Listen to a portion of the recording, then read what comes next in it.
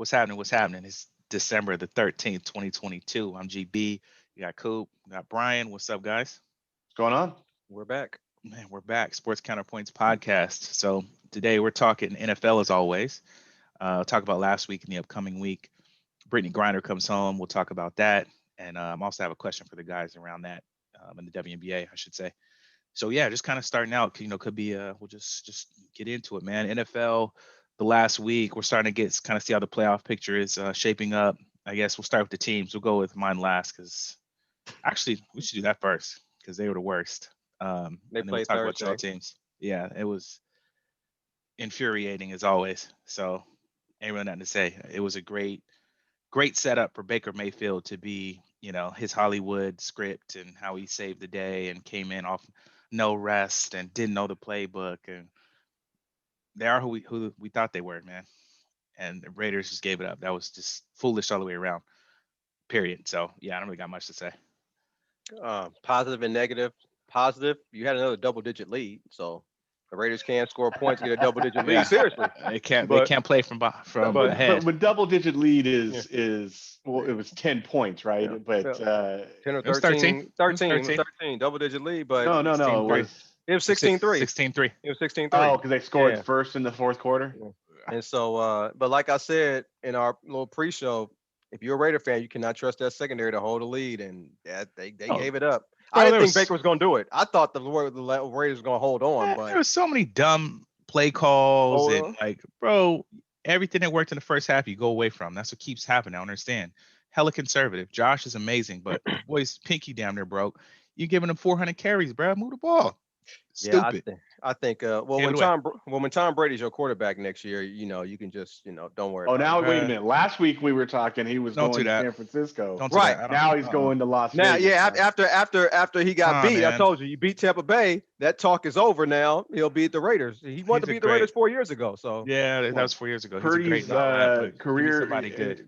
was short, right? Now he's got an oblique injury and might not play. right, exactly. Josh Johnson Yeah. beat him. Exactly. Yep. He got Okay. another injury too besides oblique, but You yeah. can't Yeah, beat no like I Niner said, Josh quarterback. Johnson should take a pass on that starting lineup. It's ended three quarterbacks so far this season, and I Right. mean that's a lot. That line and pass blocking ain't good, but yeah, man. I think people are going to blame Derek Carr. Well, a lot of people still blame Derek Carr, Glenn. You know Played that. bad. Yeah, So he played bad. I Two don't picks and think. 137 yards. He deserves a little bit this week. Yeah, he played to me, because Mark Davis has never been a fan of Derek Carr. Everybody knows that, and he loves Tom Brady, and he wants that franchise to have some juice. So I can see Brady playing there. Bro, if you- I had to you put money, I would say Brady will be there You next year. can't recreate the Patriots from 2008. I hear you. I'm Like, with you. I- I'm with you, but he Ah, wants some yeah. buzz, and Derek Carr ain't bringing it. So I whatever. Yeah. Jeez. Any thoughts on the game, Brian? I don't think. I mean, Carr deserves some blame for this game. You throw two picks and you only get for 137 yards after several weeks of being able to be able to score. And the Rams are beatable on defense. I know that they're not the defense that they had last year. Right. I think people are aiming at Jalen Ramsey as opposed to trying to go away Yeah. from him this year.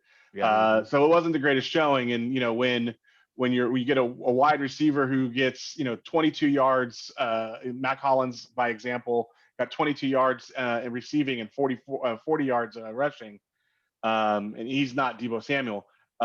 You got to know that the passing game just wasn't working. But hopefully they weren't making the playoffs, so hopefully it's a small glitch and they get back and they start scoring and the offense looks good. And Josh Jacobs looks just really, really great most of the time. He hits holes hard, he runs hard, and he's got soft hands. So he seems to be the most reliable piece. But Darren Waller looks like kind of not coming back anytime soon, if that this year. It looks like you may have seen the last time that he plays in a Raider uniform. Yeah, they're Yeah, saying real this talk. week. Send him and Hunter come back this week. They could have played Man, last We'll week. see. Yeah. What's the Raiders' record? I didn't look at the standings. What are they? 5-8. They're 5-8. 5-8. Okay. Where everybody like it's like the good teams and then there's everybody else. And if you could just be the top of everybody else, that'll get you at least into a game. Yeah. But whatever. I would have bet money that was going to be the best division ever in history, and they didn't look that way. So Yeah, I should have known. I think the key though, I think next year it could. I think an offseason together for these different teams. Broncos figure out what they're going to be doing. I think the division could be that. I just think we all thought it was going to happen instantly. but it was too much change to change the whole organization for us, and then having some success. So yeah. So Brian, I know you text a little bit about the Vikings game. Oh yeah, I mean, so we were talking about it last Tuesday. I was talking about it with some other friends too, and I said something's up. Like they know something we don't. Next day comes down that Bradbury and Darrisaw. Darrishaw's a top 3 left tackle. Bradbury's a top 5 center. They are the run blocking for the Vikings, which is not good even when they are there, but significantly better because of them. And so when those two were out, I knew that the run game was dead. And I knew what Vegas was talking about. And then when Harrison Smith was out, he's also listed on Wednesday as out. I knew we had some worries in the secondary. What Harrison Smith does, so the Vikings pass defense is bad, and has been bad all year. But what they've been able to do is get stout as this field got shorter. I hate that type of defense, but it has worked for the Vikings this year. And when you lose Harrison Smith, you see what happens. A guy named, Jameis, what's his name? Jameson catches his first touchdown, 41 yards, blows the top off. And the people playing safety, or the person playing safety, looks at the corners and says, why weren't you on them? And they're like, you're over the top coverage. Why weren't you on them? There's your touchdown. So I wasn't shocked. I wasn't mad or frustrated or anything like that. After I saw on Wednesday, I kind of understood what Vegas was doing. I don't believe all these people who are like, Detroit's the hottest team. They're playing, it's just like when we beat Miami and people are like, oh, the Vikings are hot. Like, wait a minute, they beat Miami without Tua. I understand that they had a winning record and they were hot, but they beat Miami without Tua. Detroit beat us without our offensive line and a top secondary player. That's not to take anything away from them. They are obviously a competent team. They know how to score. They can play with other teams. If for whatever reason they snuck into the playoffs, I don't think anyone wants to play them in the first round, especially if they have any problems in their secondary, because they can put up points. And Jamal Williams looks like a legit guy who can play. Now he's not a great standard running back, but he's a great running back who can pass block and get out and catch a ball in that soft hand. So they have some tools. Amon-Ra St. Brown is very, very good. I know that DJ Chark got more passing yards than him this week, but Amon-Ra St. Brown is the reason why that happens, right? If there's a game where Adam Thielen outnumbers Justin Jefferson, most people will recognize that's because they triple teamed Justin Jefferson. It's the same thing with Amon-Ra St. Brown.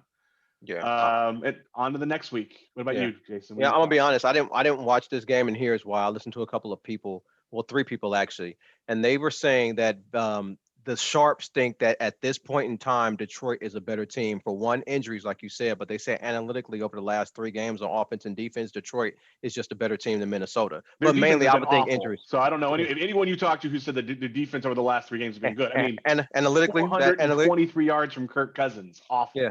Analytically, before the game, last 3 games, it's been offense and defense has been better. But they just said right now, Vegas just has them as a better team, just slightly better, but mainly because of the injuries. If they didn't have injuries, I don't think they would have been favored in that game. I don't think they would have won. But so I had no interest in the game. So when I saw the score, I was just like, But it was a playoff game. I don't understand how they can say the defense is better when their average over those 4 games, the average is 36 points. Oh, right. 31 to the Giants. Go back to the Bears. 31 to the Bears. No. The Giants scored 18, didn't they? So it was 30 to the Bears, 18 to the Giants, 28 to the Bills, 14 to the Jaguars. They're the Jaguars. And then 23 to the Vikings, giving up 423 yards to Kirk Cousins. His best outing, I think, ever, but it's certainly the year. Jefferson went for 223 on him. Yeah, so scored in. It didn't. But they can score points. I mean, they've been able to do that for all season. Did you watch the game, Glenn? I didn't see it. I had it on Red Zone. Like I watched Red Zone all day, so gotcha. You got to see plenty of it then. Yeah. You watched the game. What are you talking about? Yeah, what are you talking about? You watched the game. 57 points. You got to see plenty of it. Right. Yeah, that's the only time I saw. But word. What about your squad, Jason? Man, well, I read some things last game. They said they don't change the game plan for Brock Purdy, which is good. You can see the team has confidence in him. He just keeps slinging the ball down up the sideline, down the field. I'm surprised though. Tampa Bay's defense has been pretty good this year. They ran for a lot of yards against their defense, which helped Purdy out a lot. He only had to throw 21 times. But to see Brady frustrated, I ain't gonna lie, it was kind of funny how he just threw an off-target pass and got mad at Mike Evans for it. But Mike Evans has been getting yelled at by him all season. So Mike I Evans guess was dropping balls left and he's right. been dropping balls this season. Yeah, he has. So if you would have told me we would have beat them 35-7, I wouldn't have believed it. I thought it would be a much closer game. Brady does look his age a little bit though, and he does not want to get hit. He's like Eli Manning now. He does not want to get hit. He's throwing that ball early. He don't give a damn if you open or not. He's not getting touched. Not get it. He's 45 years old. But I think this win for all, there's a lot of 49er fans that don't want Tom Brady quarterback in the 49ers, and I think this game pretty much took that debate out. I don't think he'll come to the 49ers not after that performance. But defense helped. Purdy did his job. I want to keep Purdy. He don't have to be great. Just do your job. Now it hurts that Debo, our running back, Debo Samuels got hurt, but we can Only always get another running back. So only a few games. Yeah, but yeah, I'm not taking really much from it. I don't overreact. It's good. Yeah, I don't know Tampa Bay what you don't look guys that think. good. They don't Right, look that exactly. good right Yeah. now. Exactly. The way I see it is actually really different than what you see it. I mean, we talked about this last week with Tom Brady. I don't think Tom Brady's lost a step yet. I think that team is just really bad. And I think Byron Leftwich lost his any future prospects of a job last week, and only it cemented it this week, right? So last week they couldn't get any offense going until they started running a hurry up, where Tom Brady got to do the offense, and then they scored 2 touchdowns. In this game, they never even did a hurry up because they got so far behind, and it was all kind of the standard offense that they were running, and Byron Leftwich calling plays, and they could get nothing going. Now, Mike Evans dropped a couple of pretty big passes, and I do agree with you that Brady doesn't want to get hit, but at this point in time in the season, he can't deal with a horrible line and get hit and get hurt. Yeah. So it makes sense that he's going to shy away from contact, and that happens for everyone. And if you don't believe me, when you don't shy away, look at Kyler Murray. Look at Lamar Jackson. When those lines ended up costing those guys games late in the season. In Baltimore's case, it could be a really big deal. If they can't find a way to win a couple. But yeah, they have too many names on the Tampa Bay team. They've got Godwin, they've got Evans, they've got Julio Jones, they've got Fournette, they got White, who's playing pretty well. They got Tom Brady. They need some people whose names you don't know, but just go out there and play some football. Some offensive linemen. They have a strong defense, but their offensive line is suspect. McCaffrey looks great. He looks like he's at home in that 49er offense. And Purdy looks legit. It's funny that you mentioned that the coach was insistent that they weren't going to change the offense. They may not have changed the offense or the play calling, but the game looked a hell of a lot different with Purdy in there. Oh, hell yeah. Because he was taking some shots. Yes. And he was throwing it beyond the first down markers. And he threw a good deep ball. So even if you're calling the same plays, when he throws it, who he throws it to, his decision making and taking some shots opened up the field, and the running backs loved it. The running backs are going to love that, to get the top off of that offense. Yeah, I think my favorite move when he did of Tampa Bay, because Tampa Bay was on his ass the whole first half. They just blitzed him. They just kept blitzing. He kept beating the blitz, but he did a swim move on one guy and it was able to sling it out to Debo Samuel. That's probably my favorite one. Now I know he underthrew Brandon Ayuk, but that just shows how far Brandon Ayuk was by the defender for him to have to wait hella long for the damn ball to get to him. But yeah, Brady threw 55 times, and I never seen him throw. I never seen him throw an interception to a linebacker. Maybe he has. He probably has. I just never seen it. He threw 40 something times last week. Like, he's got to chuck the ball a ton. Yeah. So yeah, they're not a good team. I agree with you guys. They're not a good team. Not at all. No. Not at all. No. Yeah. And everyone kind of thinks that they're going to get into the playoffs, and then Brady's going to work his magic. Right. Look, they might be able to take advantage of a team that isn't ready for it yet, but they're not going to go beat. Not Philly. Definitely not. No, they're not going to go beat Philly, but they're not going to beat y'all. I mean, it wasn't a close game. It didn't look like they were out. They were outclassed by a little bit. It looked like they were in a. They could not. The 49ers defense is so much better than the Tampa Bay offense, and Tampa Bay has a better defense than most other teams are going to play. So they're just outclassed right now. Yeah. No chance for Do them. I, Yeah. someone was asking me, do I think that they would beat the Vikings? And I said, it's a very good question. Because they have a good defense and we have a bad defense. I wouldn't guarantee any victories. I couldn't. I wouldn't guarantee a I victory can't. for any team I in can't. any of these things. Right. There's no team in football right now I'd Right. guarantee a victory. Right. Everybody can be beat. Sorry, there isn't that team this year. But Right. it would be a very interesting game if they were to play the Vikings. I don't think it's going to in the cards. It looks like we're going to get Seattle right now, which would be lovely. Well, if Seattle keeps free falling, speaking of them, Sam Darnold, he threw for a good whopping 12 yards in the second half against Seattle, and they just ran the ball down their throat. Carolina could be in first place. I think they might be tied for first place right now. I'm not sure if I look at the standings, but Carolina they're a bad team, but they got some players, and that shows how bad Matt Rule was as a coach. Because when he left, now they started winning with Steve Wilkes, so that shows how bad of a coach he was. But Seattle's lost 3 or 4, and Geno Smith was doing his thing when Walker was kind of running the ball, but that running has kind of evaporated a little bit. And that offense has always been based on balanced and running. And, and Walker's back this week. Geno's still putting up stats. I mean, so like if from people who follow us from a fantasy perspective, the one thing I've always said about Geno, and the reason why I have him as my backup in literally almost every fantasy league I'm in, is because he's good for 2 touchdowns. Yeah. He might not get you 3, but he's always going to get you 2. And that's a big deal from a consistency standpoint. Yeah. Any other games that caught your attention, Brian? I mean, I watched them all. That's like Jets. Go ahead. I was gonna say, I think Jets, Bills, the Eagles. Yeah, I Buffalo looked like they were the better team, and they just had to work. It had to be, the Jets defense is real, and Buffalo eventually figured it out and cracked that game. So on only 2 games I got something to say. We can finally. There are just a lot of people saying that Tua is better than Herbert, and finally that Herbert and Tua. If you just watch that game, those are 2 totally different quarterbacks. I mean, Herbert is just. I mean, just. He has Mike Williams finally came back. He has bad coaching. Usually doesn't have his weapons, a bad offensive line, and he just makes stuff happen with throws and just buying time and just whatever. But you mentioned that. I mean, the Chargers are a better, more talented team. I still think that doesn't say anything bad about Tua. Why would you compare them? It's not even comparing apples and oranges. That's comparing apples and watermelons. There's just the whole different ball game.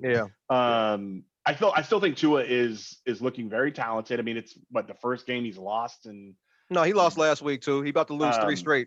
Buffalo next week. Well, but the first game there was some stat that I heard. First game that he had lost in a certain situation or whatever. But he still looks like a legitimate quarterback. Way better than I think most of us gave him. Allowed him to be a prospect. Herbert's just the real deal, and he was the real deal last year. And just as Burrow, I mean, the conversation when both of them were playing exceptionally well was who's better, Herbert or Burrow. Burrow got hurt the first season and then got to the Super Bowl the next season. I still think that's a legitimate Tom Brady, Peyton Manning future for the league, those 2 guys. Yeah, Burrow's legit. Oh, and your boy Glenn, I don't know if you noticed, but Pittsburgh and Baltimore played.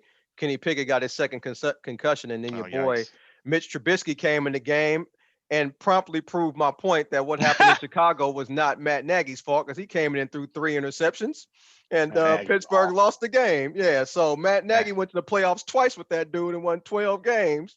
And this dude Trubisky is horrible. I mean, God, why is Trubisky he in the league? Is horrible, but Matt Nagy's play calling ruined running backs' careers. Oh God, he threw 3 interceptions off the bench. I mean, he just tossed them shobs, Glenn. Oh, no, they weren't pick sixes, but Shobs, I forgot about that. But Glenn, Brian, y'all got any other games y'all watch? Nah, I mean, really nothing else was Okay, I ain't either. Nothing else is out of the ordinary. I think the only thing that I'm curious about is the Dallas-Houston game, and everyone's super hyping Dallas for the last couple of weeks. They beat the pants off of us. Yeah. To play a close game against Houston, which you expect, did not look good. Right. Houston's horrible. That's found a way to win. I think some of the shyness off that one. Yeah, they found a way to win, though. No, what good teams I don't know if you guys ever watched Houston. That's a bad team. Yeah, that's an awful team. They are bad. Yeah. So I'm glad they found a way to beat them, but you got to get the win regardless. You can't take the L. So regardless, that's a dub. But Houston is Well, now you horrible. got to. I don't think wins and losses are important from a standing perspective.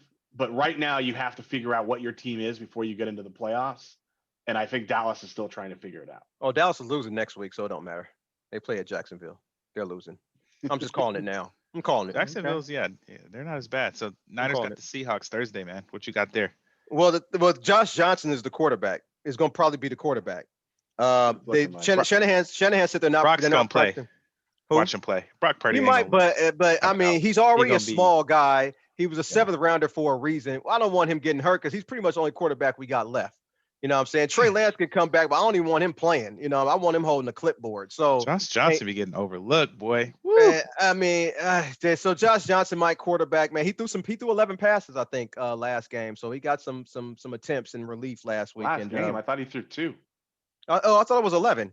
Maybe he got 11 snaps. He was 1 for 2. Oh, maybe he got 11 snaps 11 then. snaps. 11 snaps. Okay. 10 yards. Yeah, so he got some game action. So I don't know. We'll see. And against Seattle, but Seattle didn't score offensively last time they played the 49ers. I don't know if it'll be too much of a different Seattle team. I just think 49ers are more talented. So it'd probably be a very conservative game plan if Josh Johnson is the quarterback. But I do still expect us to win. The spread's only 3, so you never know what might happen. Seattle might have something for us. Pete Carroll's usually successful against us. So, but we'll see. Yeah. Picking this game without knowing who's going to be playing is difficult. If it's Josh Johnson against Geno and Walker, I'll take Seattle. If it's Purdy versus Geno and Walker, I'd probably stay away from it, but I like Purdy and I would say that the 49ers can win it. But if Purdy's not playing and Walker is, then I think Seattle's going to win that game. Mm-hmm. Word. What about Vikings Colts? Oh yeah, I think the Vikings will win that game. They should. Yeah, I can't take the Colts. I can't. I was gonna say, I can't. I do think it's interesting, and so this is how I jinx my team. I'm going to take the Vikings, and I would give the 4 points. I think that they'll win by more than 4. Mm-hmm. So hopefully we get some of those guys back. Harrison Smith is questionable. We've got 4 people on defense that's questionable and that are out, that have been out recently, including Dantzler and Smith. If we can get some of those guys back, I think we can find a way to win. Not saying that makes them good. I mean, I'm talking about them beating a 4-8-1 team, not a playoff team. So yeah. So what do y'all think about Buffalo and Miami? It's Buffalo -8. In Buffalo, I'm just not. I don't trust Tua in cold weather. It's gonna be 30 degrees and snowing. I'm definitely not taking him in a cold weather game at all. Dome or sunny game, Tua might have a chance. With conditions Buffalo's where you got to overcome. Win. I think Miami beats the spread. But I think Buffalo wins. But I think I got Buffalo and the spread. I think it's closer. I think it's McDaniel should be able to scheme something, but it's gonna be cold. It's cold now. Cold. Yeah, can't do it. 45 at my house last night, or this morning, I should say.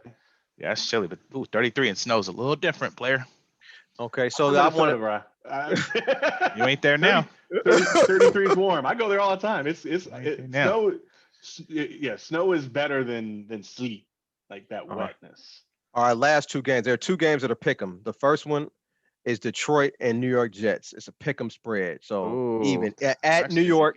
And I'm personally taking the Jets because I can't take Jared Goff on the road. He only won 1 game as a Detroit quarterback on the road, maybe 2, but I know just his first one was this year. I'm taking the Jets in that defense. Yeah, I'm taking strength versus strength. Yeah. And plus Robert Saleh is used to scheming against Jared Goff anyway because he was with the 49ers. So he knows how to play against Goff. So I would take the Jets. And then the last one, Glenn, this is you. New England and the Vegas Raiders. New England's coming to Las Vegas. It was 1.5 last I saw. Oh yeah, now it's pick. So who you got? I never go against my team. I'm not saying nothing loud. I'll put it like that. I'm gonna just watch calmly and see what they do. Belichick against his pupil. Right. Who you got, Las Brian? Vegas. I'm gonna take Las Vegas, but not with any level of confidence. Yeah. You know what, Glenn? I'm gonna roll with you, man. I'm gonna roll with you. See. You know. I don't know. They could easily lose. I wouldn't be surprised if Belichick just schemes. Because Belichick doesn't teach everybody everything he knows, so he probably saved a little bit for Josh. But Mac Jones is just I don't know if it's hella average. teaching at all. I don't think Belichick is much of a Well, teacher. yeah, when it right, but comes to that. teacher, That's why yeah. the results are what they Right. are. Right. Yeah. Um, So yeah. and he's All like, right. if you absorb it while you're here, great. Yeah. Yep. Yep. It's like Aaron Rodgers and Brett Favre. Yeah. I mean, look, you can just watch me play and try to get some pointers. Yeah. So That's pretty much it. yeah. Oh yeah, Work. that's all I got. All right. So yeah, we'll see what happens this next week in the NFL. There's still a lot of teams' playoff hopes are alive, but I don't even want to talk about the damn playoffs. It sounds stupid. So yeah, so I wanted to bring up too. Brittney Griner's back Not for home. our teams. Well, yeah, for y'all. Y'all are good. I have no business. But yeah, Brittney Griner comes back. They released from Russian custody. She's back in the States, in a prisoner swap for, I can't remember the dude's name. I'm looking at the article now. Probably Nikolai Okay, Volkov the or Merchant something. of Death. Yeah. That's his nickname. Oh, Merchant of Death. Yeah, he was Okay. out. Apparently, that Nicolas Cage movie's about him, right? Yes. What's He got arrested 3 years after that movie came out. Oh damn, what's his name? Ivan Koloff or something? What's his name? I Something just like had it that, right I here. don't Yeah. Grey But either Goose? way, yeah, Okay. it don't really matter in that case. But yeah, Mhm. she's back home after being out there. So what do you guys think, man? I think it's B, good what you she's think? out, but Yay. I don't care. Yeah, I it's Go sad. to a It's foreign sad. country and I break have their no laws opinion. and Yeah. I'm sorry. I know that and I'm not as interested. I'm not as caught up in the lack of parity and the swap of super criminal versus that whatever. Super criminal. I just don't understand the outrage. People, first of all, people who were saying that she was illegally detained. No, she was not. She went to their country. She broke their laws, and she got caught. That wasn't illegally detained. They just threw the book at her because they hate anyone who's part of the LGBTQ community, and they have a zero tolerance policy for drugs, which they apparently only observe when they're pissed off at a star player trying to flee the country when they go to war with Ukraine. But it wasn't. They weren't illegally detained. She wasn't illegally detained. It's fine that she's back. I don't think that it's. I don't understand why the whole world or a whole United States got so up in arms one way or the other. Right? People were, she should stay her butt over there, or whenever somebody gets arrested in a foreign country, we try to figure something out. I don't know that we should have done so much extra for her, but so be it. Yeah, I have no Hope she's opinion. happy. Hope she's home. Yeah, I have no opinion. I mean, it's good she's home, but I had no opinion, Glenn. If she was, I never even thought about her being out there. To be honest, They with you. literally did a Ice cold. break-in on ESPN because she dunked a ball in a workout after she got back. It's just that was a bit much. Oh, man, you guys, this boy is hardcore. Good she's back. I mean, I'm not gonna front like I was, over here racking my brain on how to get her back or get anyone back, right? I don't have any kind of power like that, so I'm glad she's back. Better than being in prison for something minor by American standards, but yeah, kind of was what it was. I mean, I don't watch WNBA basketball. I just don't. I mean, the way I feel about it is just like Bill Burr's stand up on Netflix. That's exactly how I feel about women's basketball. It's just like I look at that every time I turn on the game. It's 123 people in the crowd. It's like, how would you change that? That was my question. Like, I want to ask you. That's a perfect segue. It's like, it's Brian, you go, because I have no idea. Yeah. So here's the thing: the problem that you have, and the reason why they don't make any money, is that you're not getting people at the game. They've got to figure out ways to get people in the game. Call Ice Cube and ask him how he's doing it for the big three, because they're getting bigger audiences for players who are past their career. They have a lot of very talented basketball players. People, if you have never seen Diana Taurasi play or seen her play live, you have missed out. Yeah. I mean, I think she's going to come back next year, but was as close as there has ever been to a Kobe Bryant type player in the WNBA. She is cold-blooded. She talks a gang of trash. If you're sitting close, you can hear it all. And she goes for jugulars, families. I sat next to her family at one game I went to. And even her mom blushed when she was at some of the things that she was saying to the other people in the court. Mic them up, put mics on them so that when you're watching the game, you can hear the trash talking. Figure out some ways to, it's unfortunate. I don't think this should be necessary, but right now it is. And there's just a parity between the women's league and the men's league. But in the way that you're going to create more parity and get them on the same level is not to sit there and have the women try and play the game the exact same way that the men are and say, watch them too. That's not going to work, but you can, make it exciting. I do think that miking up and hearing the trash talking that they do, I don't know if you need to get a hype man on the court. Make it an experience so that Like people Amway. want to go to the game. Yeah, exactly. Yeah. And then they need to aggressively go out and give tickets away. Bad NBA teams give away their tickets, right? I got tickets to Sacramento Kings game, and I didn't even live in Sacramento. And Sacramento's a bad team, so yeah. Mm-hmm. Well, they were. I'm talking about years ago. I'm not talking about right now. I'm talking about years ago. Like you would go, and they would be, hey, youngster, go over to the UC Davis campus. You want to go to the game? They were trying to find ways to get people in the stadium. They spend money on things. They buy merch. They get invested. If they go to 3 or 4 games in the season, you then start following their stat line. How do you get people involved in football? You get them into fantasy football. You figure out ways to get them to look at the stat lines and be interested in, and they've got to do that. And it's possible. It really is possible. Do barnstorming. Have, I don't know that they would win or lose, but have the women's team play an international men's team from some other country and the preseason and build battle the sexes the same way they did for women's tennis. If you remember, women's tennis did not get the same kind of hype and as men's tennis. And you had McEnroe, and they started trying to find ways to do that. Don't put the Lakers against the Sparks. Like that doesn't make sense, but find ways to engage people and make headlines so that people are forced to go and take a look and find out. Because once you see, I believe this. I watch about 2 to 3. I go to 1 or 2 or before the pandemic, Sparks games a season, sometimes 3. I would watch a playoff game if it was an important playoff game, like game 3 because it's a 3-game in a playoffs. I would watch that. And if Diana Taurasi is a special human being, like she is worth watching for those of you who haven't seen her. Yeah, Diana Taurasi is my favorite college player. Favorite player ever. I watched her at UConn ever since she was a freshman.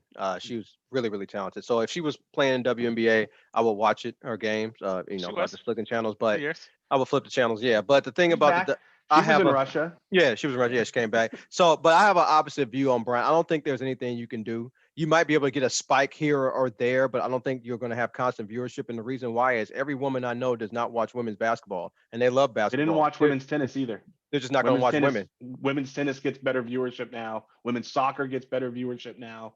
They're not watching women's basketball. Sports. You cannot get a lot of women to watch. That's the same thing they said 20 years ago about the other women's sports. A lot of women love tennis, and a lot of women love soccer. They didn't 20 years ago. That's what I'm saying. You've got to work on. We're going to work towards these things. Progress can be made. I don't think so. I don't know how you're going to get all the women to get off the couch to actually turn their TVs when they hate it. They love men's basketball. They didn't 20 years ago. They did not watch a single part of women's tennis or women's soccer, and now those two are just as with tennis. It was just as is equal to men's tennis, and with soccer, women's soccer has been eating the men's soccer lunch for a while now, which is why they were able to get equal pay. Now, I do think that they need to go and educate the women on when they go on make media appearances in the league, because a lot of them have been going over there and saying, hey, we don't want as much money as the men. We just want the same percentage of league revenue. It loses money. So it's a check you would all have to write. I think the check is like $88,000 per player. It loses money. So let's stop saying that, because a whole bunch of chauvinistic men will use that type of a slip up to try and make a point. Glenn, you think they can do anything? I don't think there's nothing. I mean, I think Brian has good ideas. You'd have to. Yeah, he has really good ideas. Yeah. What they're doing now doesn't work, right? Just like letting it sit how it is. I agree with you that it would probably help if you can get women or whoever into the game more. Kind of like Brian was saying, by just showing it, I guess trying to drum that up. But I just don't know how you do it, because I would think it's women, but I also think it would be men, because no matter how you slice it, like, is it women that are the main ticket sales or main watchers of NBA No, basketball? Like, no, it's us. So if we're Yep. not going to support the women at all, but we and watch, just but don't. we watch women's tennis. I think women's Yeah. tennis and women's soccer are two prime examples. We did not 20 years ago. We did not. It was dead. It was by putting on these events where they were playing men's teams and creating things that made sports watchers, whether they're men or women, be interested in Mm. a game. And I once you think it's watch more 3 about games a Serena and season, Venus, though. But go ahead. I was going no, to say, because if it they had happened a before star, them. Yeah. It if they happened. had a, I was just going to say, like, I honestly, rest in Billie peace Jean to- King, Navratilova, yeah. yeah, to Yeah. Gigi Bryant too, because I think she could actually been the one. Yeah. I don't Maybe. know anybody started watching because of Steffi Graf and them, but I do know people, including myself, that watching Venus and Serena play, just like in golf. I don't know. I mean, Jack Nicholson, I guess he was good. He was good, but I didn't watch him because Jack Nicholson. I was watching because of Tiger. So that's Right. what made me want to watch those sports. And now that, and I think they have another, I forgot, she's black and Japanese. I forgot her name, but she's pretty good too. So I'll probably watch her. Naomi. But yeah, Yep. Naomi something. Yeah. But I think it's mainly because of them. I don't think it's because I think they got eyeballs to the set. And I just don't think WNBA players have that appeal to get eyeballs to the set. So Yeah, they we'll need see. somebody huge. We'll see. Yeah, That's like a I good said, point. no one did 20 years. The same thing, the same exact problem 20 years ago. And men's soccer too, back 20 years ago. Like now you've got a whole league for it. So you have to just keep plugging away. You can't Wow. sit there and decide that it won't work. I would say free tickets though. I'm with that. Got to do something. Yeah, when you get someone to 3 games, they follow it. I know because I did it. I just wanted to let you know, my eyes popped Lakers. open because the Lakers Yep. came back from 20 and Yeah. was tied. Yep. They were up by 8 and Boston just messed up. made a basket to tie it at 110, and they're going into overtime. Yeah. It Wow. was 108-96 or 106-98. They were up by 8 with 3:36, and of course, Yeah. let Boston, them back in. That's not good for them. Only scored 2 points in the last 3.5 minutes. but- AD got 37. LeBron got 31. LeBron almost has a triple double. Yeah. That's crazy. Word up. All right. Well, man, I appreciate y'all, bro. I don't. Is there any kind of? Tell me what's hogwash. I guess. Is this gonna be a quick one? Oh Check in man. for sure. Go for it. Go ahead, B. The rest of your Glenn? son's basketball game. Oh apparently. no, I'm not even gonna talk about that because nobody saw that. But I don't, man. But you got one, Glenn. You can start us off. You got Hey, one. I'm back on the NBA referees' heads every week. They need to figure it out, man. You can't have games where the referees can't be as big of an impact on any of these games as they should. Like you should not see the refs or hear the refs. They should make calls that in the flow of the game that makes sense.